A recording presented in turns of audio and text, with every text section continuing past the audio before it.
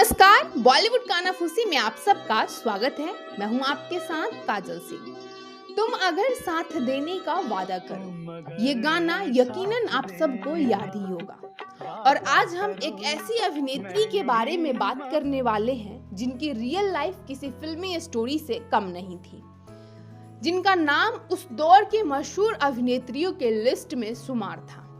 जब इन्होंने film industry में कदम रखा तो लोगों के बीच तहलका मचा दिया था। ये कहानी उस अदाकारा की है जो पहले ही फिल्म से सुपरहिट हो गई थी, लेकिन उनकी फिल्म का गाना तुम अगर साथ देने का वादा करो की तरह रियल लाइफ में किसी ने उनका साथ नहीं दिया। और फिर ऐसा क्या हुआ कि जितनी तेजी से उन्होंने जिन बुलंदियों को हासिल किया, उससे कई ज्यादा तेजी से उनका स्टारडम खत्म हो गया और वो हमेशा के लिए गुमनामी के अंधेरों में खो गई। ये कोई और नहीं बल्कि बॉलीवुड की बेहद ही खूबसूरत अभिनेत्री बिमी थी। बिमी ने साल 1967 में वी.आर. चोपड़ा की सस्पेंस और थ्रिलर से भरपूर फिल्म हमराज से डेब्यू किया और ये फिल्म बॉक्स ऑफिस पर सुपर डुपर हिट साबित हुई थी। इस फिल्म में बिमी के अपोजिट उस दौर के सुपरस्टार सुनील दत्त और राजकुमार समेत कई और कलाकार नजर आए थे। फिल्म हमराज के साथ ही एक्ट्रेस बिमी को फिल्मी मैगजीन कवर पेज पर भी जगह मिलने लगी थी और लोगों के बीच खूब चर्चाएं भी होने लगे थे। उस समय फिल्मी मैगजीन कवर पेज पर आना कोई छोटी मोटी बात नहीं थी, लेकिन वो कहावत है ना, 4 दिन की चांदनी और फिर अंधेरी रात। ठीक ऐसा ही कुछ हुआ बिमी के साथ, क्योंकि उनकी प्रोफेशनल लाइफ जिंदगी में कभी न खत्म होने वाली काली रातों में बदलने वाली थी। दरअसल फिल्म हमराज के बाद बिम्मी की वचन और पतंग जैसी कई और फिल्में रिलीज तो हुई, मगर बॉक्स ऑफिस पर बुरी तरह फ्लॉप साबित हुई थी और इसका नतीजा ये हुआ कि धीरे धीरे उन्हें फिल्में मिलना बंद हो गई और उनकी प्रोफेशनल लाइफ के साथ साथ उनकी पर्सनल लाइफ भी तबाह होने लगी।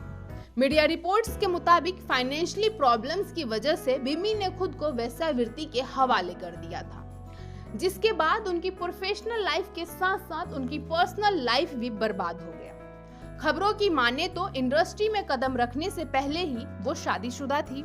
उनके पति शिव अग्रवाल, जो कि कोलकाता के बड़े बिजनेसमैन थे। कहा जाता है कि उनके ससुराल वाले शुरू से ही नहीं चाहते थे कि बिमी फिल्मों में काम करे। ऐसे में जब एक्ट्रेस बिमी के करियर में कुछ भी ठीक नहीं चल रहा था, वो उस वक्त अपने पति शिव अग्रवाल से अलग हो गई थी।